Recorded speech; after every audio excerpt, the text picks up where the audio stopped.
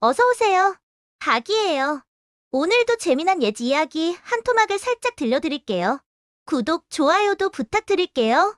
경상도 안동 땅 양반들이 구름처럼 모여 사는 그 마을에 묘한 소문이 돌기 시작했다. 저 새로운 곳이 어른 참 이상하지 않소? 집에만 틀어박혀 있으니 뭐가 뭔지 알 수가 있어야지. 예의범절도 모르는 게 글쎄 상놈이 아닐까 싶소이다. 양반들은 수군대고 또 수군댔다. 새로 이사 온 곳이 성을 가진 양반이 하도 수상쩍다는 것이었다. 돈은 꽤 있어 보이는데 이웃 양반들과는 전혀 어울리지 않고 대문 밖을 나서는 법이 없으니 의심이 가는 게 당연했다. 그런데 어느 날 그 고씨 양반이 갑자기 양반들 모임에 나타나더니 입을 열었다. 그리고 내뱉은 말이 모두를 깜짝 놀라게 만들었다. 이 이야기의 진짜 시작은 훨씬 전으로 거슬러 올라간다. 서울 성 밖에 고씨 성을 가진 사내 하나가 살았다. 이 사내, 보통 사람이 아니었다. 아침부터 밤까지 쉴 새 없이 일했고 한 푼 두 푼 모아 어느새 수만 금을 쌓아 올렸다. 근처에서 그만큼 재산을 가진 사람을 찾기 힘들 정도였다. 그런데 문제가 있었다. 이 사내는 백정이었다. 아무리 돈이 많아도 백정은 백정이었다. 길을 가다 어른을 만나면 이놈이라 불렸고 아이들조차 저놈이라 손가락질했다. 천한 것, 더러운 것, 가까이 하면 안 되는 것.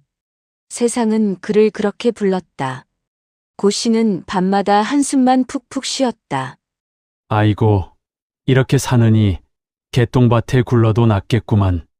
돈은 수만금이나 쌓아놨건만 대접은 개만도 못하니 참 기가 막혀서. 부자가 되면 행복할 줄 알았다. 그런데 천만에 돈이 늘수록 서름만 덩달아 불어났다. 이 돈이 무슨 소용이람. 사람 대접 한 번 못 받는데. 고씨는 쓴웃음을 지었다.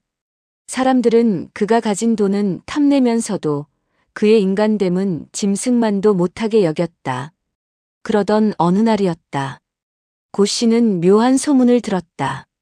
같은 동네에 사는 윤씨 성을 가진 양반이 큰 공경에 빠졌다는 것이었다. 윤씨는 대대로 내려온 양반 집안이었지만 살림이 너무나 궁핍했다. 하루하루 먹고 살기도 어려워 나랏돈을 좀 꾸어 쓴 모양인데 그것마저 갚지 못할 지경에 이르렀다는 것이다. 내일 모레가 갚아야 할 날이라는데 갚지 못하면 죄인이 되는 거 아니오? 그러게 말이오. 양반이 죄인이 되다니. 사람들은 안타까워하면서도 손가락만 빨고 있었다. 도와줄 힘이 없었던 것이다. 고씨는 그날 밤 곰곰이 생각했다. 양반, 그 이름 석자면 세상이 달라지는 것을. 같은 사람인데 신분이 다르다는 이유만으로 하늘과 땅만큼 차이가 나는 것을. 내가 저 양반을 도와주면 어떻게 될까? 고씨는 결심했다. 밤이 깊어지길 기다렸다가 남의 눈을 피해 조심조심 돈 한 바리를 수레에 싣고 윤씨 집을 찾아갔다. 대문을 두드리고 한참을 기다린 끝에 하인이 나왔다. 하인은 고씨를 보자마자 인상을 찌푸리며 누구시오? 이 밤중에 웬일이오? 윤나리를 뵙고 싶소이다. 나리께서 천한 백정을 만나실 리가 없지. 부디 한 번만. 급한 일이 있어 왔소이다. 하인은 쫓아내려 했지만 고씨가 거듭 빌고 또 빌었더니 마지못해 하인이 안으로 들어갔다가 한참 만에 나왔다. 들어오시오. 마루에 앉아있는 윤씨 앞에 무릎을 꿇고 엎드렸다. 나리, 외람된 말씀이오나. 듣자니 나리께서 나랏돈을 갚지 못해 걱정하신다 하여 천한 몸이지만 돈을 좀 싣고 왔사옵니다. 이 돈이 마 소용에 닿으시거든 거두어 주시옵소서. 윤씨는 깜짝 놀라 돈을 살펴보았다. 그 돈이면 나랏돈을 갚고도 남았다. 물에 빠진 사람이 지푸라기라도 잡는다지만. 하지만 양반의 체면이 있었다. 천한 백정에게 돈을 받는다는 것이 쉽지 않았다. 그것이 너에게도 중한 돈일 터인데 내가 어찌 까닭 없이 받겠느냐. 소인이 비록 미천한 몸이지만은 모아놓은 돈이 조금 있사옵니다. 이것을 드린다고 해서 먹고 사는데 지장이 없으니 부디 받아주시옵소서. 고 씨의 말에는 간절함이 배어 있었다. 윤 씨는 더 이상 사양할 수 없어 돈을 받았다. 그리고 그 돈 덕분에 나랏돈을 갚고 한숨을 돌릴 수 있었다. 하지만 고 씨는 윤 씨에게 아무것도 요구하지 않았다. 답례를 바라지도 않았고 그저 조용히 돌아갔을 뿐이었다. 그로부터 얼마 지나지 않아 고 씨는 놀라운 결정을 내렸다. 서울을 떠나기로 한 것이다. 가진 재산을 모두 정리하고 멀고 먼 경상도 안동 땅으로 향했다. 더 이상은 못 살겠다. 천대받으며 사느니 차라리 낯선 땅에서 양반 행세라도 해보자. 고 씨의 마음은 확고했다. 자신을 아는 사람이 아무도 없는 곳이라면 누가 알겠는가. 안동에 도착한 고 씨는 양반들이 가장 많이 모여 사는 동네에 집을 구했다. 그리고 양반처럼 옷을 입고 양반처럼 말을 하며 살기 시작했다. 하지만 문제가 있었다. 평생을 백정으로 살아온 사람이 갑자기 양반 노릇을 한다는 게 말처럼 쉬운 일이 아니었다. 예의범절도 모르고 양반들끼리 나누는 대화도 어색하기만 했다. 섣불리 어울리다가는 들통날 것 같아 고 씨는 집에만 틀어박혀 지냈다. 이웃 양반들이 찾아와도 병이 있다며 만나지 않았다. 당연히 소문이 돌기 시작했다. 저 양반 참 이상하지 않소? 예의도 모르고. 혹시 가짜 양반이 아닐까? 아무래도 근본이 없는 상놈 같소이다. 고 씨는 그 소문을 들으면서도 꾹 참았다. 어쩔 수 없었다. 나서면 나설수록 들통날 위험이 컸다. 그렇게 몇 달이 흘렀다. 어느 날 고 씨의 귀에 반가운 소식이 들려왔다. 서울에 계신 윤 대감께서 큰 벼슬에 오르셨다지 않소? 그 유명한 윤아묵의 대감 말이오? 윤 씨, 그 가난했던 양반이 큰 벼슬아치가 되었다는 것이었다. 고 씨의 머릿속에 번개가 번쩍 쳤다. 바로 이거다. 고 씨는 용기를 내어 양반들 모임에 나갔다. 그리고 당당하게 말했다. 인사가 늦어 송구하오. 저는 이번에 큰 벼슬에 오른 윤아묵의 대감과 아주 가까운 사이라오. 양반들이 술렁였다. 오, 윤 대감과 아시는 사이라니? 그럼 어떤 사이신지? 양반들이 자꾸 물었다. 그냥 아는 사이라고만 하면 될 것을 욕심이 생겼다. 제 매형이요. 거짓말이 입 밖으로 튀어나왔다. 양반들의 태도가 180도 달라졌다. 어제까지 수군대던 사람들이 오늘은 고나리, 고어른하며 허리를 굽실거렸다. 본래 양반들이란 높은 벼슬아치라면 껌뻑 죽는 사람들이었다. 게다가 촌수를 따지기 좋아하는 습성까지 있었다.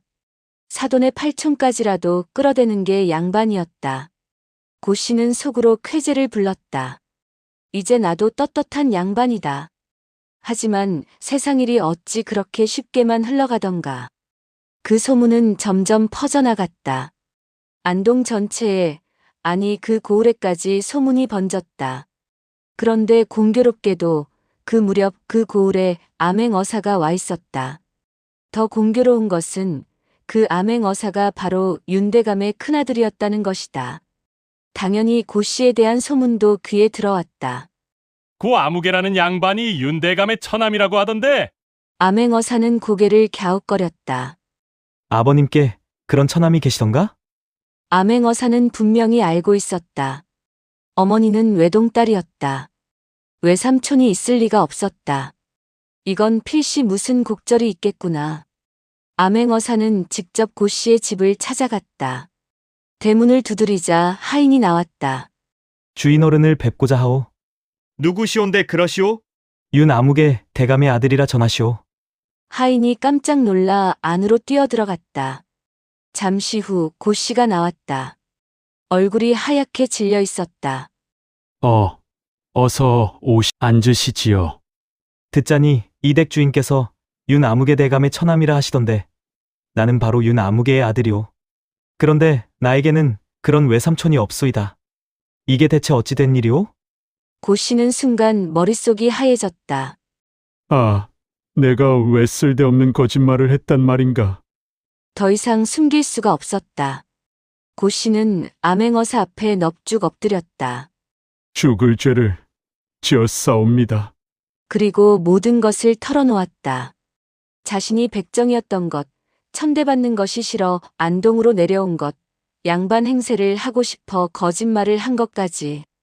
용서하시옵소서. 천한 것이 감히 양반 행세를 하고 나리의 외삼촌이라 거짓을 말한 죄 만번 죽어 마땅하옵니다. 암행어사는 조용히 고 씨의 이야기를 들었다. 그렇다면 혹시 아버님께 큰돈을 꾸어드린 적이 있어? 그렇사옵니다. 암행어사의 얼굴에 미소가 번졌다. 그렇다면 당신이 바로 우리 아버님께서 늘 은인이라 말씀하시던 그분이시군요. 예? 아버님께서 나랏돈을 갚지 못해 근심하실 때 목숨을 구해주신 분이 바로 당신이라 들었소. 아버님께서는 그 은혜를 평생 잊지 못하신다고 늘 말씀하셨소이다. 고 씨는 믿을 수가 없었다. 암행어사가 말을 이었다. 아무 염려 마시오. 내가 한 가지 계교를 내겠소. 암행어사는 고 씨에게 자세한 방법을 일러주고 돌아갔다. 며칠 후였다. 고 씨의 집에 관가의 사령들이 큰 가마를 메고 들이닥쳤다. 동네가 발칵 뒤집혔다. 양반들이 우르르 몰려들었다. 무슨 일이오? 암행어사 분부를 받들고 왔소이다. 사령들이 큰 소리로 외쳤다. 고 씨는 태연하게 마루에 앉아 있었다. 잔뜩 점잔을 빼고 있었다. 그래, 무슨 분부냐? 어사께서 이 댁나리의 생질이라 하시며 나리를 모셔오라 하셨사옵니다. 어사께서 직접 인사를 드리고 싶다 하셨사옵니다. 그 말을 들은 고 씨가 갑자기 마루를 탕탕 쳤다. 뭐라고? 그놈이 암행어사로 왔으면 마땅히 제 발로 나를 찾아와 인사를 해야 할 것이 아니냐? 감히 어른을 오라가라 하다니! 노발대발했다. 구경하던 양반들의 눈이 휘둥그레졌다. 입이 떡 벌어졌다. 암행어사조차 함부로 대하지 못하는 어른이라니 고 씨는 단번에 모든 양반들이 우러러보는 존재가 되었다. 그날 이후로 아무도 고 씨를 의심하지 않았다. 오히려 인사를 청하러 줄을 섰다. 고 씨는 이제 진짜 양반이 된 것처럼 떳떳하게 살았다. 이야기가 여기서 끝났으면 좋았으련만 세상 일이란 그렇게 순탄하지만은 않은 법이다. 암행어사가 서울로 돌아가 아버지에게 이 일을 낱낱이 보고했다. 아버님, 은인께서 안동에서 양반 행세를 하고 계시기에 소자가 도와드렸습니다. 오냐, 잘했다. 그분이 우리 가문의 은인이시니 마땅히 도와야지. 윤대감은 아들을 칭찬했다. 그런데 옆에서 그 이야기를 듣고 있던 둘째 아들이 있었다. 둘째는 성깔이 급하고 고집이 센 사람이었다. 형님, 그게 무슨 말씀이오? 천안 백정 놈을 우리 외숙이라고 하고 다니셨단 말이오? 그 사람이 비록 백정이지만 우리 아버님께서 공경에 빠지셨을 때 목숨을 구해주지 않았느냐? 아무리 그렇다 해도 그 천한 것이 양반 행세를 하는 것을 그냥 둘 수는 없소. 둘째 아들은 고집을 꺾지 않았다. 나는 용서할 수 없소. 당장 내려가 그 거짓말쟁이를 잡아오겠소. 여보게, 진정하게. 안 돼요. 둘째 아들은 그 길로 떨쳐 일어나 경상도 안동으로 내려갔다. 안동에 도착하자마자 관가로 달려갔다. 나는 서울윤 아무개 대감의 둘째 아들이며 얼마 전 다녀간 암행어사의 동생이오. 죄인을 잡으러 왔으니 어서 사령들을 불러 모으시오. 고을원과 관속들이 벌벌 떨며 사령들을 불러 모았다. 둘째 아들이 호령했다. 내 외숙이라고 떠들고 다니는 고 아무개가 실은 천한 백정 놈이니 당장 가서 그 놈을 잡아오너라. 사령들은 영문도 모른 채 고 씨의 집으로 향했다. 고나리, 큰일 나셨습니다. 하인이 황급히 달려와 알렸다. 윤대감 댁 둘째 도련님이라는 분이 나리를 잡으러 관가에서 사령들을 보냈다 하옵니다. 고 씨는 순간 식은땀이 났다. 이제 끝이구나. 지금까지 잘 버텨왔는데 이제 와서 모든 것이 무너지는 것인가? 하지만 고 씨는 평생 억척스럽게 살아온 사람이었다. 쉽게 포기할 사람이 아니었다. 하늘이 무너져도 솟아날 구멍이 있다더니 갑자기 번개같이 묘안이 떠올랐다. 사령들이 들이닥쳤다. 고나리, 관가에서 나리를 모셔오라 하셨사옵니다. 고 씨는 시치미를 뚝 떼고 말했다. 아이고, 그 아이가 또 미쳤구나. 어렸을 때 한번 미치더니 그 병이 또 도진 개로군. 어서 가보자. 예? 미쳤다니요? 그래. 가끔 미치는 버릇이 있단 말이야. 어서 가세. 고 씨는 태연하게 사령들을 앞세우고 관가로 갔다. 관가에 도착하니 둘째 아들이 낯이 불그락푸르락 해가지고 서 있었다. 고 씨가 들어오는 것을 보자 눈에 불을 켰다. 이놈들! 저 백정놈을 오라를 지어 끌고 오지 않고 어째 걸어 들어오게 하느냐? 당장 오라를 지워라! 그런데 고 씨는 태연했다. 사령들을 돌아보며 말했다. 내가 뭐라고 했나? 저 눈자위 돌아가는 것 좀 보게. 미쳐도 아주 단단히 미쳤으니 제대로 두어서는 안 되겠네. 어서 묶어라. 사령들은 난처했다. 한 사람은 눈에 불을 켜고 고래고래 악을 쓰고 한 사람은 태연자약하게 뒷짐을 지고 서 있으니 누구 말을 들어야 할지 알 수가 없었다. 하지만 사람이란 원래 진정한 사람을 본능적으로 알아보는 법이다. 사령들은 태어난 고 씨의 말을 따르기로 했다. 잡아라! 사령들이 우르르 달려들어 둘째 아들을 꽁꽁 묶었다. 이놈들! 뭐 하는 짓이냐? 백정놈은 저기 있는데 왜 나를 묶느냐? 둘째 아들이 발버둥 쳤지만 소용없었다. 고 씨는 천연덕스럽게 사령들에게 말했다. 약속한단을 어서 구해 오너라. 약속을 말씀이옵니까? 그래, 저 아이가 어릴 때도 저렇게 미치는 걸 내가 쑥뜸으로 고친 적이 있네. 이번에도 뜸을 뜨면 나을 게야. 사령들이 약속을 구해왔다. 고 씨는 뜸장을 주먹만하게 비벼서 둘째 아들의 등에 붙이고 불을 붙였다. 으아! 맨살에 쑥이 타들어가니 죽을 맛이었다. 아이고 아야! 아이고 뜨거워! 이 못된 백정놈이 날 죽이네! 어허, 이번에는 많이 미쳤구나. 한두 곳으로는 부족하겠어. 10곳쯤 뜨면 정신이 들겠지? 고 씨는 뜸장을 10개나 비벼서 한꺼번에 등에 붙이고 불을 붙였다. 으아! 죽겠다! 죽어! 등살이 벗겨지는 것 같았다. 둘째 아들은 구르고 발버둥 쳤다. 아직도 정신이 덜 들었나 보구나. 한 100곳 더 떠볼까? 아니요! 제발! 둘째 아들이 겁에 질렸다. 이러다가 정말 죽을 것 같았다. 외삼촌! 정신이 듭니다! 정신 들었으니 이제 그만하십시오! 웬걸, 다시는 병이 도지지 않게 좀 더 뜨는 게 좋겠구나. 아니요! 다시는 안 그럴 겁니다! 정말이냐? 예! 풀어만 주시면 두말 않고 서울로 올라가겠습니다! 둘째 아들이 눈물을 글썽이며 애원했다. 고 씨는 그제야 묶인 것을 풀어주었다. 둘째 아들은 찍 소리도 못하고 엉금엉금 기어나가 그 길로 서울로 달아났다. 다시는 안동 땅에 발도 들여놓지 않았다고 한다. 그 뒤로 고 씨는 아무도 감히 건드리지 못하는 양반이 되어 편안하게 살았다. 사람들은 수군댔다. 과연 대단한 양반이신 게야. 암행어사도 함부로 못하고 서울대감 댁자제도 쩔쩔매니. 처음에 우리가 의심했던 게 부끄럽구려. 고 씨는 조용히 웃었다. 세상이 신분으로 사람을 나누지만 결국 중요한 것은 꾀와 배짱이었다. 그리고 적절한 때에 베푼 은혜였다. 그렇게 백정고 씨는 양반이 되었고 죽는 날까지 떳떳하게 살았다고 한다. 지금도 안동 땅에는 그 이야기가 전해져 내려온다.